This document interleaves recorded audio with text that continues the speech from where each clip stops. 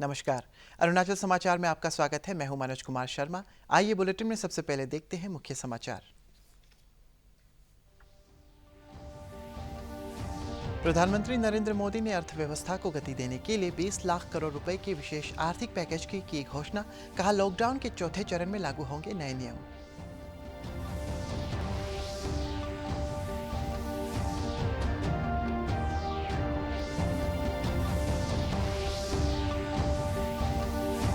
केंद्रीय वित्त मंत्री निर्मला सीतारमण ने एमएसएमई सेक्टर के लिए 3 लाख करोड़ रुपए के ऋण पैकेज की घोषणा। कहा, मेक इन इंडिया को बढ़ावा देने के लिए 200 करोड़ रुपए तक के ऑर्डर के लिए ग्लोबल टेंडर की नहीं होगी अनुमति।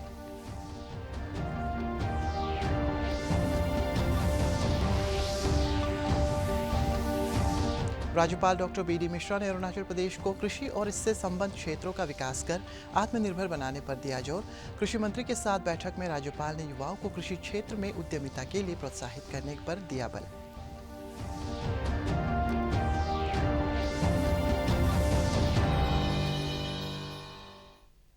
प्रधानमंत्री नरेंद्र मोदी ने कोरोना वायरस महामारी को देखते हुए 20 लाख करोड़ रुपए से अधिक की राशि का विशेष आर्थिक पैकेज घोषित किया है। उन्होंने कहा है कि इस पैकेज से देश की आबादी के हर वर्ग को राहत मिलेगी। कल रात राष्ट्र को संबोधित करते हुए प्रधानमंत्री ने कहा कि कोविड-19 के बाद भी दुनिया में आत्मनिर्भरता भारत बनना जरूरी है। उन्होंने इस बात पर जोर दिया है कि भारत की आत्मनिर्भरता अर्थव्यवस्था, ढांचागत क्षेत्र, जनसांख्यिकी और मांग पर आधारित होगी।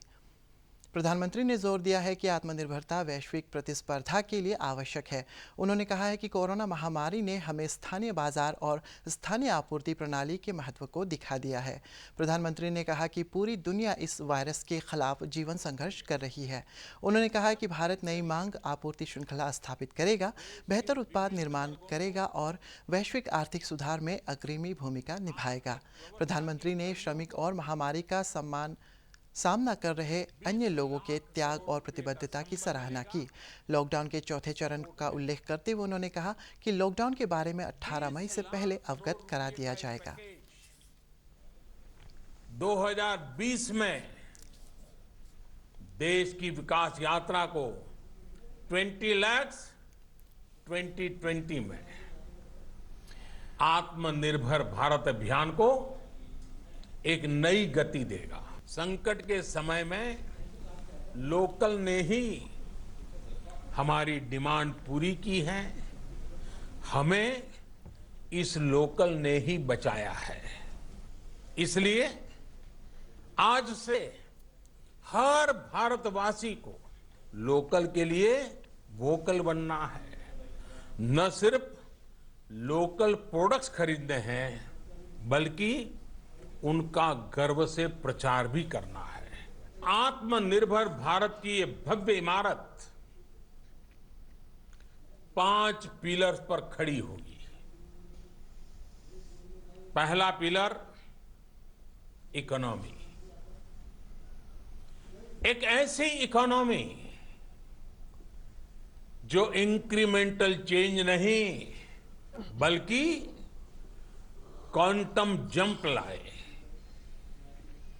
दूसरा पिलर इंफ्रास्ट्रक्चर, एक ऐसा इंफ्रास्ट्रक्चर जो आधुनिक भारत की पहचान बने।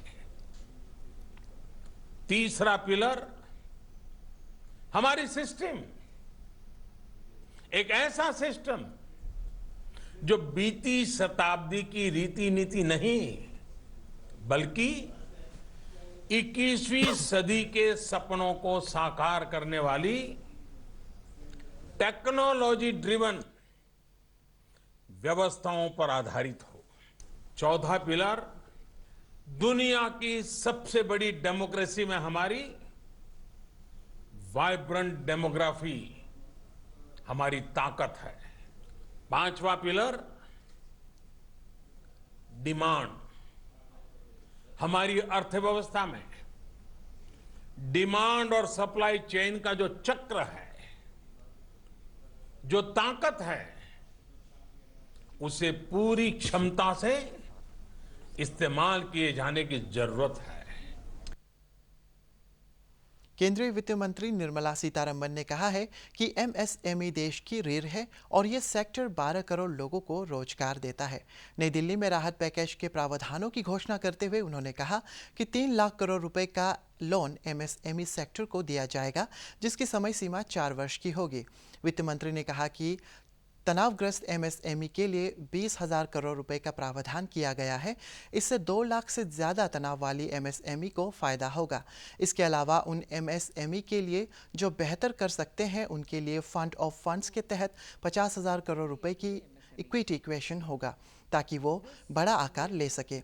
वित्त मंत्री ने कहा कि रेलवे, हाईवे सहित सभी सरकारी एजेंसियां 6 महीने तक ठेकेदारों को राहत देंगे और पीपीपी में भी 6 महीने की राहत देंगे। उन्होंने कहा है कि बिजली वितरण कंपनियों की मदद के लिए 90,000 करोड़ रुपए की इमरजेंसी लिक्विडिटी दी जाएगी। एनबीएफसी के लिए 30,000 करोड़ रुपए की स्पेशल लिक्विडिटी स्कीम भी की घोषणा की गई है। मेक इन इंडिया को बढ़ावा देने के लिए 200 करोड़ रुपए तक के ऑर्डर के लिए ग्लोबल टेंडर की अनुमति नहीं दी जाएगी।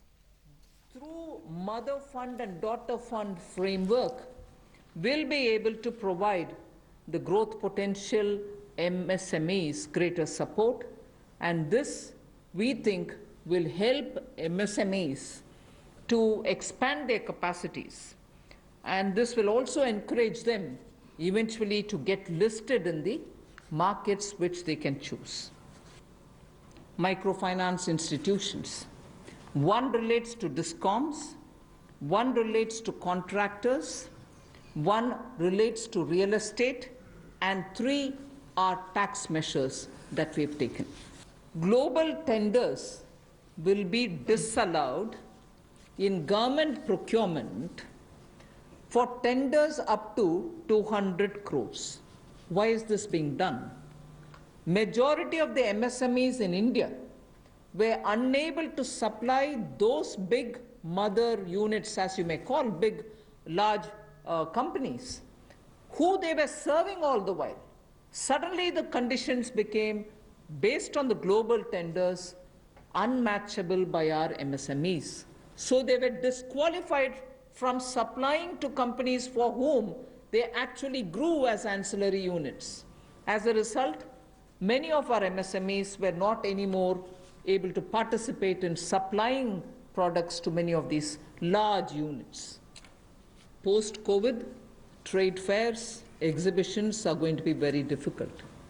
So we shall ensure that e-market linkage is provided across the board for all these MSMEs so that they're able to find their market easily in the absence of being able to participate in trade fairs which cannot be held in this environment.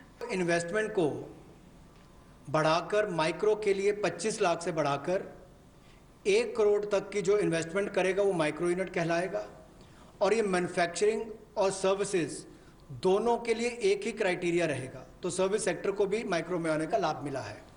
तो 1 करोड़ से कम निवेश करने वाले को micro industry में जो 5 करोड़ तक का व्यापार कारोबार करेगा उसको माइक्रो कहा जाएगा। स्मॉल वाले के लिए 10 करोड़ तक का निवेश और 50 करोड़ तक का कारोबार करने का प्रावधान, और मीडियम जो है उसमें 20 करोड़ तक का निवेश और 100 करोड़ तक की टर्नओवर। तो आप कल्पना कीजिए कि कल तक जो शायद मीडियम वाले के लिए आता था वो आज आपके स्मॉल वाले के लिए भी उससे बेहतर ऑप्शंस आकर खड़ी हो गई।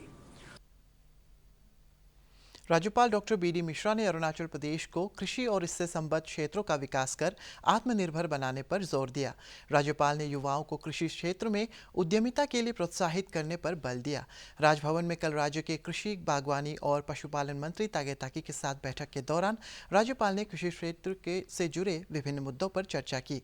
राज्यपाल ने लॉकडाउन के दौरान कृषि, बागवानी, मत्स्य और डेयरी उत्पादों को लोगों को उपलब्ध कराने के लिए कृषि मंत्री और उनकी टीम की सराहना की। श्री मिश्रा ने कृषि उत्पादों को किसानों से सीधे खरीदकर बाजार में बेचने की सलाह दी ताकि कालाबाजारी को रोका जा सके। कृषि मंत्री तागे ताकी ने राज्यपाल को कृषि और इससे संबद्ध क्षेत्रों में सरकार द्वारा उठाए गए कदमों से अवगत कराया। वेस्ट सियांग जिले में कोरोना महामारी की मुश्किल घड़ी में भारतीय स्टेट बैंक के आलो ब्रांच में बैंकिंग कार्यों के लिए आने वाले लोगों को सोशल डिस्टेंसिंग के पालन की सहायता करने के लिए एक अनोखा तरीका अपनाया गया है। कोविड वॉरियर डॉक्टर जुमगपादु ने बैंक शाखा के सामने सोशल डिस्टेंसिंग सीट बनाया है। कीवोम ओल्ड एज वेलफेयर सोसाइटी और मेसर्स इंटरनेशनल डायग्नोस्टिस सेंटर की सहयोग से डॉक्टर पादु ने 50 से अधिक weather proof social distancing shed बनाया है ताकि बारिश या तेज धूप लोग निर्धारित दूरी बनाए रखते हुए अपनी बारी का इंतजार कर सके। कस्टमर पीपल दोस्त हु आर कमिंग उनको भी थोड़ा शेड मिलेगा। And in this movement I got a help. Innovative तो क्या है पर I got a help from youth and कीवोम ओल्ड एज सोसाइटी काउस और उसका बाद there is MS international diagnostic centre Aalo वो लोग सपोर्ट किया है under supervision and guidance of our western district administration. This all I want to से कि we can make it more कुछ इम्प्रोवाइज होते जा रहा है। अभी पीपल लोग की थोड़ा अवेयर हो रहा है। There are some more sports will work on it and we want every people not only Aalo बाकी अरुणाचल का दूसरा पार्ट भी ये सब को इनोवेटिव चीज को इम्प्लीमेंट करे और सोशल डिस्टेंसिंग को मेंटेन करने में कम्युनिटी को गाइड करे। ईस्ट सियांग जिले के रुक्सिन चेक गेट पर अन्य राज्यों से आने वाले प्रदेश के छात्रों और अन्य नागरिकों की थर्मल स्क्रीनिंग की जा रही है। इसके अलावा प्रदेश के विभिन्न जिलों के बीच आवागमन कर रहे लोगों की भी स्क्रीनिंग की जा रही है। रुक्सिन FRU के चिकित्सक डॉक्टर कादोम जनोम ने बताया कि गत 16 मार्च से अब तक रुक्सिन चेक गेट से राज्य में प्रवेश करने वाले करीब 27,000 लोगों की थर्मल स्क्रीनिंग की जा चुकी है। यहां पर बने स्क्रीनिंग काउंटर पर सभी आवश्यक प्रमाण पत्रों की जांच और वाहनों को सैनिटाइज करने के बाद ही उन्हें आगे जाने दिया जाता है। कुछ हाई फीवर वाला केसेस भी नहीं मिला है और बाकी सिम्टोमेटिक केसेस भी नहीं मिला है। हम लोग तो पहले से शुरू किया है 16 मार्च से लेके अभी भी स्कैनिंग कर रहा है। जितने भी इंटर स्टेट ट्रैवलर्स है, इंटर डिस्ट्रिक्ट ट्रैवलर्स है, उनको हम लोग स्कैनिंग कर रहे हैं और उसके बाद उन लोगों को पासेस वगैरह दे रहे हैं हम लोग को बाकी 5 डिस्ट्रिक्ट में जाने के लिए। ईस्ट सियांग जिले के राजकीय उच्चतर माध्यमिक विद्यालय रुक्सिन में walk in sampling kiosk centre स्थापित किया गया है। इस सेंटर पर कोरोना वायरस संक्रमण के संदेह वाले लोगों को स्वैब का सैंपल लिया जाता है और इसकी जांच के लिए कोविड लैब में भेजा जाता है, जहां से 8 से 12 घंटे में रिपोर्ट मिल जाती है। रुक्सिन FRU के चिकित्सक डॉक्टर कादोम जनोम ने बताया कि रुक्सिन चेक गेट के प्रवेश करने वाले लोगों और आसपास के किसी व्यक्ति को कोविड का संदेह होने पर उसके स्वैब का सैंपल लेकर जांच के लिए भेजने में सुविधा हुई है। FRU का ये कियोस्क जो हम लोगों ने खुद डेवलप किया है, इसको हम लोग कोविड-19 वीज के नाम से जाते हैं। तो walk in sampling kiosk government higher secondary school ये रुक्सिन में लगाया गया है। हम लोग सैम्पलिंग को ये ऐसे करते हैं, यहाँ में ऐसे पोजीशनिंग करने के बाद में जो अंदर में जो है जो सैम्पलिंग लेते हैं उसके पास में जो एक स्वैब स्टिक होता है और उसके बाद थ्रोट में उसमें पीछे से वो थ्रोट से सैम्पलिंग लेता है और उसके बाद हम लोग उसको ये VTM में डाल के उसके बाद उसको कोल्ड चेन में रख देते हैं और उसके बाद में हम लोग डिब्रूगढ़ ICMR में ट्रांसपोर्ट कर देते हैं। रिज़ल्ट यूजुअली से 8 to 10 आवर्स में आ ही जाता है रिज़ल्ट। लॉकडाउन के दौरान शैक्षणिक गतिविधियों को प्रभावी तरीके से जारी रखने के लिए राजीव गांधी विश्वविद्यालय में 5 दिवसीय ऑनलाइन फैकल्टी डेवलपमेंट कार्यक्रम चल रहा है। 16 मई तक चलने वाले इस फैकल्टी डेवलपमेंट कार्यक्रम में राष्ट्रीय और अंतर्राष्ट्रीय विशेषज्ञ हिस्सा ले रहे हैं। RGU के कुलपति साकेत कुशवाहा ने इस पर संतोष जताते हुए कहा कि छात्रों के ऑनलाइन एजुकेशन में ये कारगर साबित होगा। उन्होंने राष्ट्र निर्माण के लिए इनोवेटिव आइडियाज़ के साथ लॉकडाउन के बीच भी ऑनलाइन माध्यम से शिक्षण कार्यों को जारी रखने और छात्रों को मार्गदर्शन करने पर जोर दिया। शिक्षा, साहित्य और समाज विषय पर 2 दिवसीय वेबिनार का आयोजन किया है। यह कार्यक्रम 14 एवं 15 मई 2020 को अपराह्न 2 बजे से सायं 5 बजे तक वेब संगोष्ठी आयोजन करने का प्रकल्प लिया है और इसके माध्यम से हम फेसबुक लाइव के माध्यम से और रिकॉर्ड करेंगे इस प्रोग्राम को। इसके माध्यम से हम सभी लोगों को जोड़ने का प्रयास करेंगे। कोरोना महामारी के बीच असम में अफ्रीकी स्वाइन फ्लू के संक्रमण से बीते कुछ ही दिनों में 14,000 से अधिक सुअरों की मौत हो गई है। असम के पशुपालन एवं पशु चिकित्सक मंत्री अतुल बोरा ने बताया कि शुरुआत में राज्य के 6 जिलों डिब्रूगढ़, शिवसागर, धेमाजी, लखीमपुर और विश्वनाथ में बीमारी फैलने की बात सामने आई थी, लेकिन अब ये 3 और जिलों में फैल गई है। काजीरंगा राष्ट्रीय उद्यान का दौरा कर उन्होंने जंगली सुअरों को इस जानलेवा बीमारी से बचाने के लिए उठाए गए कदमों की जानकारी ली। इधर अरुणाचल प्रदेश सरकार ने भी पड़ोसी राज्य असम के अलावा राज्य के कई भागों में सुअर में स्वाइन फ्लू की रिपोर्ट के मद्देनजर सुअर के मांस की बिक्री और इसके व्यापार पर रोक लगा दी है। And 14,465 numbers of pigs have already died. And for prevention of this disease, we have taken some measures like adoption of strict biosecurity measures in the entire state. And secondly, we have asked the farmers to go for deep burial in case of dead pigs, applying hydrochloride, bleaching powder, salt, etc. So we have already instructed the concerned district administration to take all necessary steps, and we are in constant touch with the government of India, and we are waiting for the direction from the government of India. Arunachal समाचार के आज के अंक में इतना ही। हम कल फिर हाजिर होंगे अरुणाचल और देश और दुनिया की खबरों के साथ। आप देखते रहिए अरुण प्रभा। नमस्कार।